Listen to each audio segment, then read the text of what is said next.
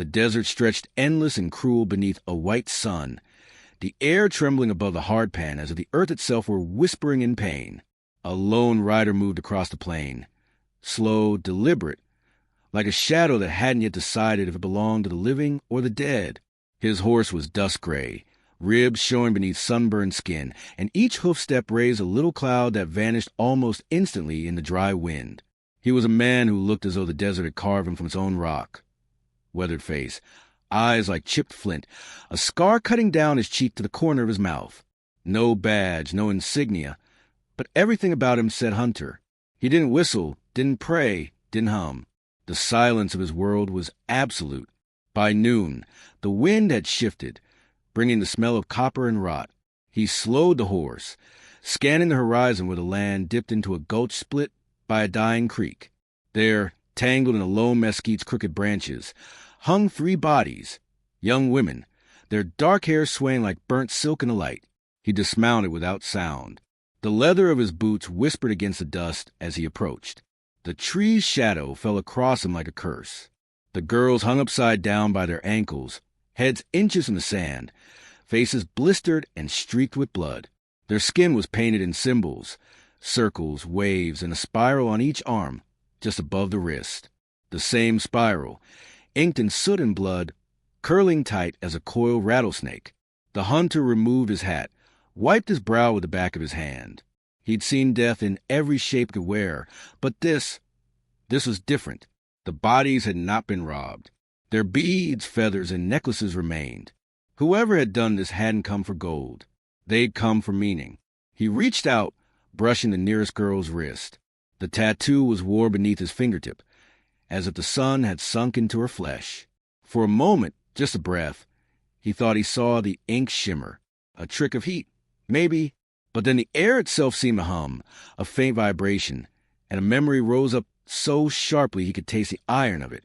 Rain, mud, a campfire sputtering under stormlight, and a woman's voice, the same kind of quiet that makes men listen. He remembered lying broken in the mud years ago, blood soaking through a bandage too small to matter. She'd found him there, an Apache healer with eyes that knew more than they forgave. She had drawn that spiral onto his arm using charcoal and her own blood, whispering words he hadn't understood. Later, when he'd asked what it meant, she'd said, "So death forgets your name." He hadn't believed her. He'd ridden off before dawn, never thanked her, never told her what came after, that he led soldiers to her people's camp for bounty money. He looked now at the girls, hanging from the mesquite, and felt his throat close. He turned away, knees stiff, forcing his hands to stop trembling. The horse shifted uneasily, ears twitching. The wind carried the low cry of a hawk, circling high. The hunter untied his shovel from the saddle and began to dig. The desert soil resisted him, full of stones, dry roots, bones of forgotten creatures. Sweat darkened his shirt. He said nothing, but every strike of the shovel fell with the rhythm of a confession. He buried them side by side, facing east where the dawn would find them. He marked each grave with single stone, smooth and round, carving into each the spiral symbol with his knife. He didn't know why. Maybe so they'd remember he'd tried. Maybe so he could pretend he had. When the last mound was done, he stood there until the horizon reddened. The air was cooling, but he still felt heat on his arm, burning faint to the fabric of his sleeve. He rolled it up. The old tattoo, faded nearly to nothing, pulsed faintly as if remembering its own creation. He felt watched. Turning, he scanned the flat land. Nothing moved but the wind across the sagebrush. Still, something lingered, a weight in the silence, a presence that didn't need to be seen to be known. He mounted again, guiding the horse toward the ridgeline. As he rode, the light fell softer, turning the rocks gold. Shadows stretched long and uncertain. He kept glancing over his shoulder, half expecting to see 3 small figures walking behind him. By nightfall, he'd made camp near a dry creek. The fire burned low, throwing red ghosts against the canyon walls. He didn't eat. The air carried a strange metallic scent, faint but insistent. He stared into the flames until they blurred, becoming eyes, then stars, then nothing at all. Sleep came in shards. He dreamed of the healer again, the one who'd marked him, her hands painted with ash, her voice saying, "The mark knows the way home." The three girls were behind her, standing on the ridge, faces calm, hair lifted by unseen wind. They were not dead. They were watching him. Then the dream shifted. The girls hung upside down once more, but from the stars instead of the tree, their hair trailing into the darkness like black rivers. Their eyes opened, glowing faintly with the light of distant fires. When they spoke, it was in unison, soft but terrible. "You carry our names." He woke, gasping, reaching for his revolver before he even knew why. The fire had gone out. Moonlight silvered the sand. For a moment, he thought the sound he'd heard, the whisper of voices, was still real. Then he saw it. On the saddlebag beside him, drawn in white ash, was the same spiral. Perfect. Fresh. He rose slowly, scanning the empty desert. The night was still, so still seemed to lean in and listen. The mark gleamed faintly in the moonlight, a shape he knew too well, carved once into his flesh to save him. And now, perhaps, returned to claim what was owed. The horse stamped nervously, eyes wide, nostrils flaring. The hunter brushed the ashes away, but the spiral left an afterimage on his vision, burned there like lightning. He could feel it again on his skin, warm, alive. He sat back against the rock, revolver across his knees, waiting for the dawn. He told himself the mark meant nothing, that the past couldn't reach so far. But the truth sat heavy in his chest, undeniable as the stars above.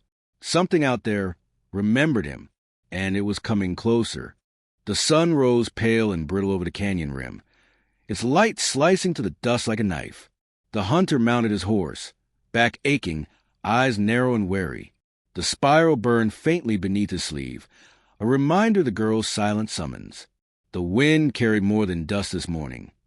There was a scent of smoke and iron, the distant murmur of hoofbeats. He didn't turn, but he felt the presence before he saw it, a shadow stalking him over the cracked earth. He rode along the dry riverbed, hoofprints raising puffs of powder that fell like ash. The landscape stretched endless, red cliffs, brittle sagebrush, mesas glowing gold at their crests. He checked his revolver, the familiar weight comforting. Years of survival had honed him to anticipate the unseen. Every rustle, every whisper wind could be a threat or a guide. Today, the desert felt alive, carrying voices he could not yet place. The first sign came as a scrap of ribbon caught on a jagged cactus. He dismounted, examined it, deep crimson silk frayed at the edges, waving like a warning. A girl's token? A message? His stomach clenched. Whoever had touched this desert had left their mark, and it was the same mark that haunted his memory.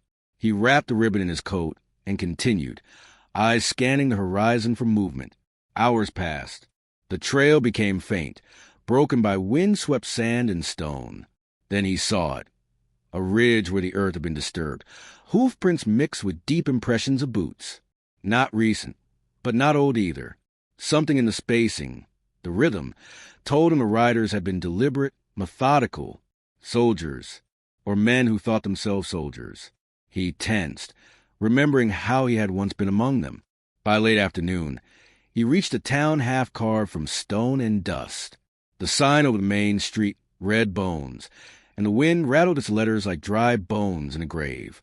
Most of the buildings were abandoned, their windows staring empty, but a single saloon remained, smoke curling from its chimney. He tethered the horse, slipped quietly to the door.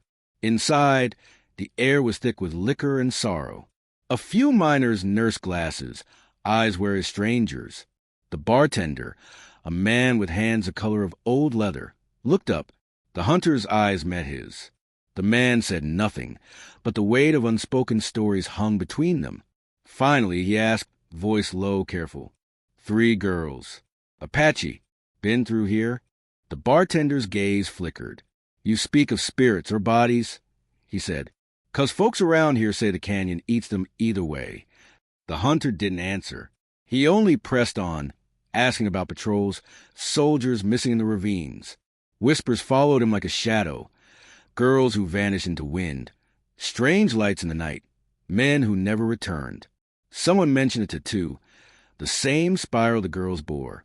He felt his pulse tighten. The door creaked behind him. A figure stumbled inside, uniform torn, mud caking his boots.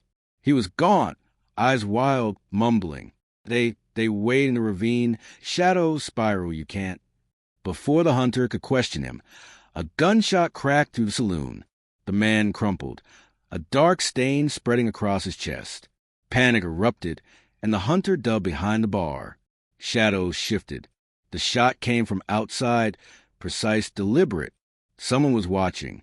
He rolled out into the alley, revolver ready. Nothing but dust and wind. Then, from a distance, a figure disappeared behind a rock. Tattooed forearm catching the sunlight. A spiral, black against sunburned skin, glinted briefly. The hunter didn't flinch. He didn't chase. He knew enough to follow the currents of intent, not the obvious path. Night fell with abrupt darkness. He found a shallow hollow, fed by a trickle of creek water. He stripped, washed dirt and blood from his arms. The spiral beneath his sleeve pulsed faintly, as if sensing the hunter's every thought. He set a small fire, its flames licking the canyon walls. Shadows danced, whispering shapes into the rocks, teasing memory and fear.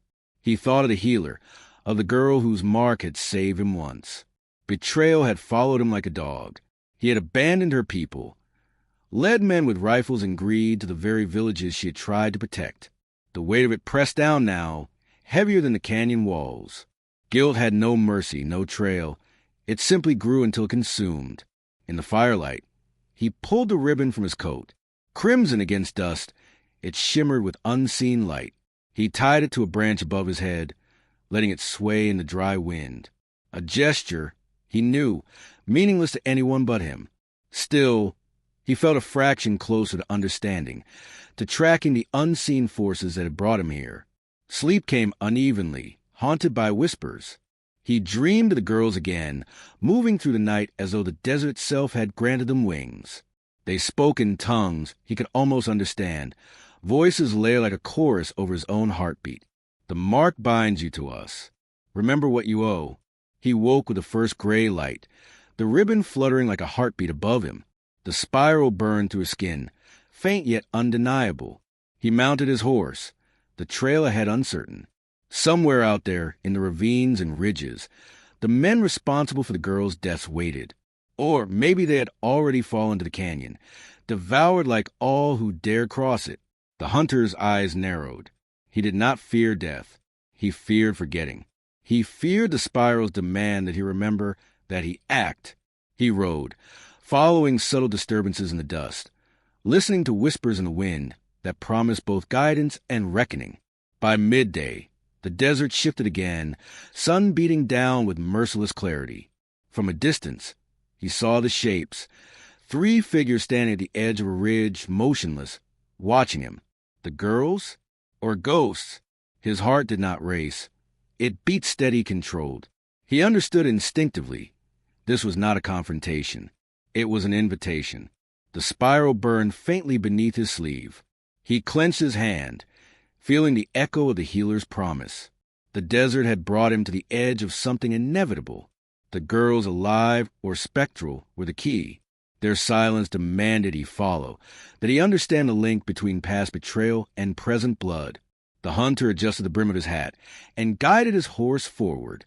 The wind carried a new sound, the distant clatter of hooves, deliberate, measured, closing the gap between hunter and hunted, past and present. Each step along the canyon floor brought him closer to answers he wasn't sure he wanted. As he approached a narrow pass, the canyon walls tightening like jaws, he paused.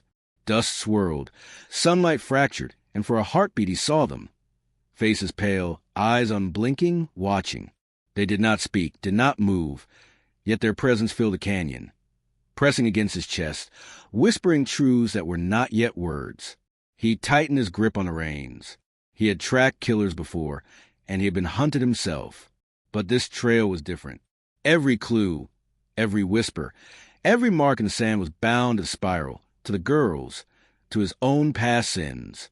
There was no turning back. The canyon swallowed him as he rode forward, shadows stretching long, the ribbon above his head flickering with the wind. Somewhere ahead, the hunter knew, lay confrontation, revelation, and perhaps, at last, a measure of redemption. And somewhere behind the wind, voices murmured, "You are not yet finished. Follow the mark." The canyon narrowed, walls rising like ancient sentinels carved from rust and shadow. The hunter guided his horse carefully over jagged stone, every sense alert to the slightest whisper of movement. The spiral under his sleeve throbbed, not pain, but awareness, a heartbeat he could not ignore. The girls were ahead. He could feel them in the air, their presence folding the canyon around him, bending silence into something that watched, that waited. When he reached the ledge where the light fractured into streaks of gold and red, they were there, standing side by side, not dangling from trees, not frail or broken, but upright and still, like statues carved of dusk and wind. Their eyes glimmered faintly, reflecting the sun in ways that made the hunter's stomach twist. He dismounted slowly, hands visible, revolver resting against his hip. The girls did not speak at first. The air was thick, almost tangible, humming with the memory of the desert, of wind through stone, of the echoes of lives taken and spared. Then, in unison, their voices rose, low and melodic, weaving together in words he understood without understanding. "The mark binds you," they said. "You carry our pain, our blood, our judgment." The hunter swallowed hard. His mind raced, memories clawing their way from the fog of time. He saw the healer again, drawing the spiral on his arm with charcoal and blood, whispering that death would not find him too soon. He remembered betrayal, the ambush, the flames, the screams of the women whose lives he had traded for coin. And he realized now that the spiral was more than protection. It was a reckoning, a tether to the lives he had unraveled. One of the girls stepped forward, hair black as night, eyes burning with a light that seemed to come from within the canyon itself. Her voice was softer, intimate, yet carried authority. "You were spared once," she said, "but the balance has not been restored." The hunter's jaw tightened. He had lived by skill and instinct, by gun and shadow.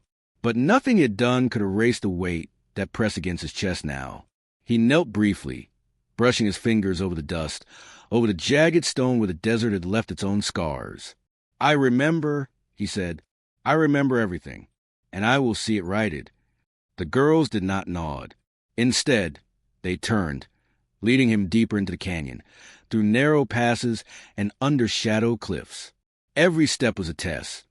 The spiral pulsed with warmth, guiding him, reminding him of the lives saved and the lives taken.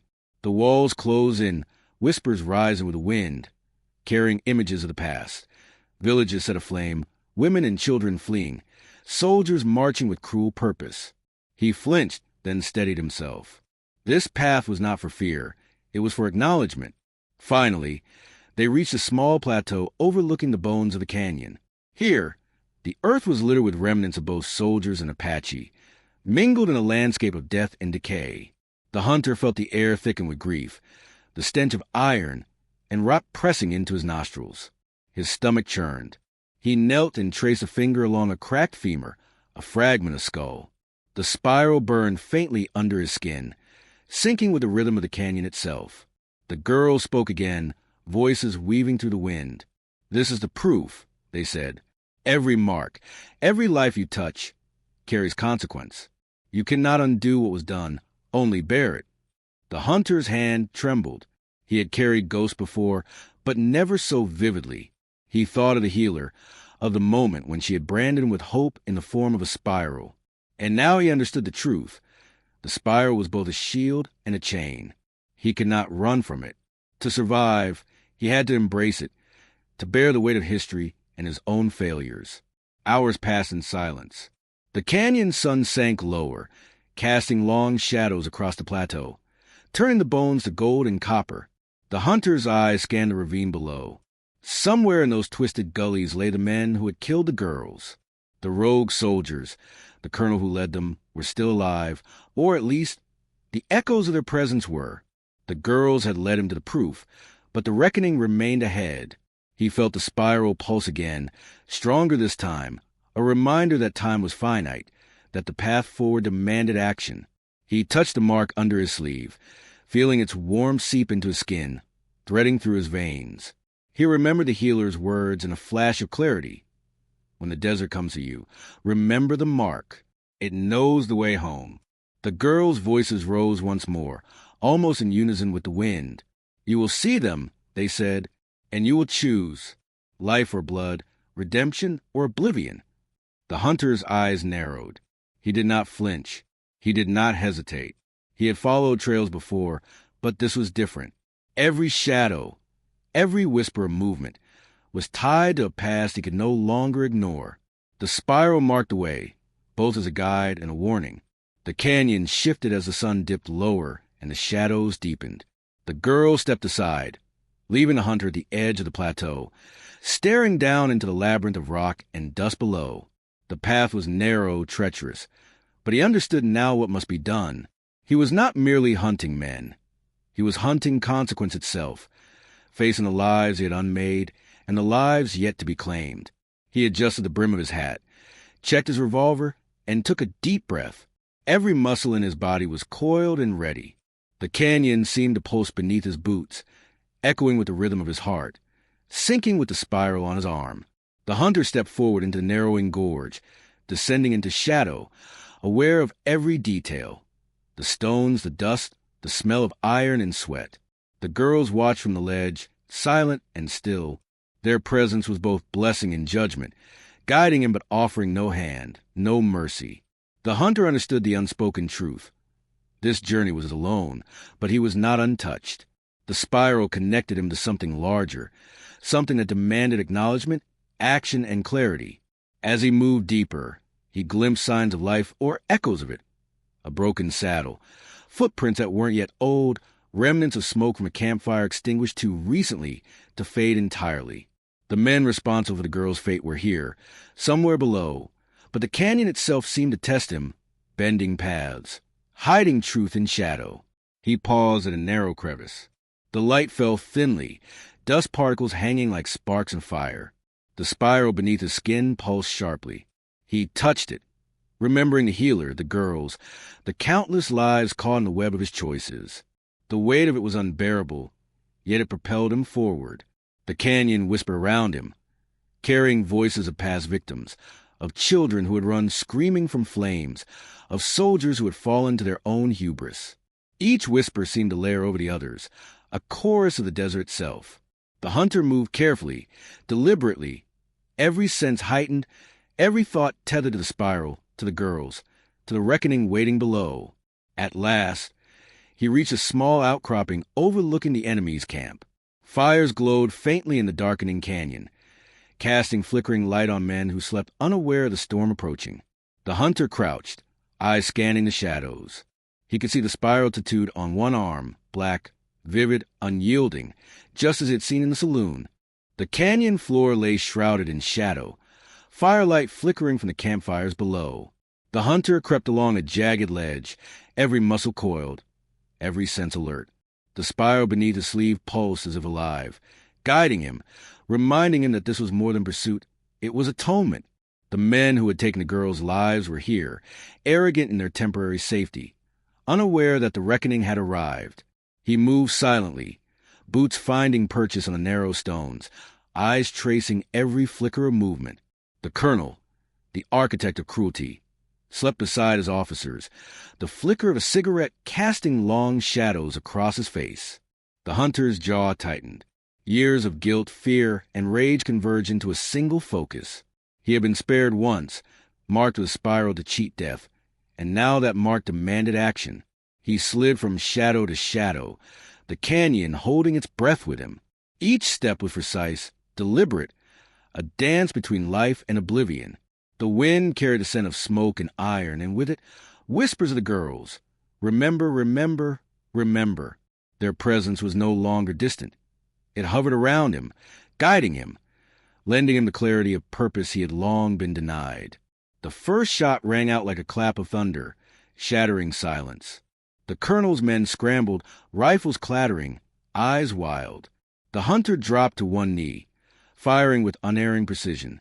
Each movement was mirrored by faint shadows at the edges of his vision. The three girls, their forms ephemeral but present, weaving through the echoes of his actions. The spiral throbbed under his skin, syncing with his heartbeat, sharpening his senses, anchoring him to the task. Men fell like wheat cut by scythe, chaos erupting in the canyon. The hunter moved to the firelight, revolver and blade in perfect coordination, his body guided by instinct and memory. The colonel shouted, cursing the shadows, unaware that the shadows were more than illusions. They were the hunter and the spirits he carried, his guilt and his salvation intertwined. A figure lunged from behind a boulder, knife raised. The hunter sidestepped, spinning with the grace of practiced violence, blade flashing in the firelight. A quick strike ended the threat, and he pressed forward, each action deliberate, each breath controlled. He felt the spiral's warm surge, as if approving, as if telling him he was on the right path. Finally, he faced the colonel, standing tall amidst the carnage, rifle in hand, eyes cold and calculating. The canyon seemed to lean in, holding silence like a knife to both their throats. "You think the marks of women and spirits make you a savior?" The colonel sneered. The hunter's gaze did not waver. "No," he said slowly, deliberately. "They make me remember." The words carried weight, the kind that bends time and truth. In a flash, he moved, closing the distance with impossible speed. Steel met bone, the colonel stumbling as a hunter's blade found its mark. He fell to the dust, blood dark against the stones, the spiral beneath the hunter's sleeve pulsing in answer. The canyon settled, the echoes of gunfire fading, leaving only the wind and the whisper of voices. The hunter's chest rose and fell, sweat and blood mingling on his skin. Around him, the shadows shifted, and for a moment, he thought he saw the girls standing among the rocks, watching silently. They were not hanging from trees, not suspended between worlds. They were whole, unbroken, their presence a quiet affirmation. Pain lanced through his side where a stray bullet had grazed him, but he ignored it, pressing forward, ensuring that the colonel and his men would no longer rise to harm another soul. Every step he took was deliberate, a final act of redemption woven into the desert itself. The sun began to rise, pale and delicate, washing the canyon walls in gold. The hunter sank to his knees beside a small fire he built, tending it with hands that trembled from exertion and the weight of what he'd done. The spiral under his sleeve glowed faintly, a warmth that seeped through his veins, knitting together the fractures of memory, guilt, and survival. He closed his eyes, letting the wind carry the voices of the girls. Their whispers were no longer accusatory. They were soft, guiding, a reminder that the desert had not claimed them, nor had it left him untested. The spiral had saved him once, and now it had delivered justice, weaving the past and present into a tenuous equilibrium. Time passed in fragments, the canyon's silence save for the whisper of wind through the rocks. When he opened his eyes, the girls were there, stepping forward from the shadows. They did not speak. They did not touch, yet the warmth of the spiral and the quiet approval in their gaze told him that the reckoning was complete. He reached up, pulling his sleeve to inspect the mark. It had changed subtly, now half sun, half serpent, a symbol of life surviving alongside consequence. He felt the weight of his past crimes ease, replaced not by forgiveness, but by recognition. He had been seen, his actions measured, and now the debt was at last balanced. The hunter rose, scanning the canyon one last time. The men who had taken the girls' lives were gone or incapacitated. The desert lay silent, vast and unyielding, yet somehow at peace.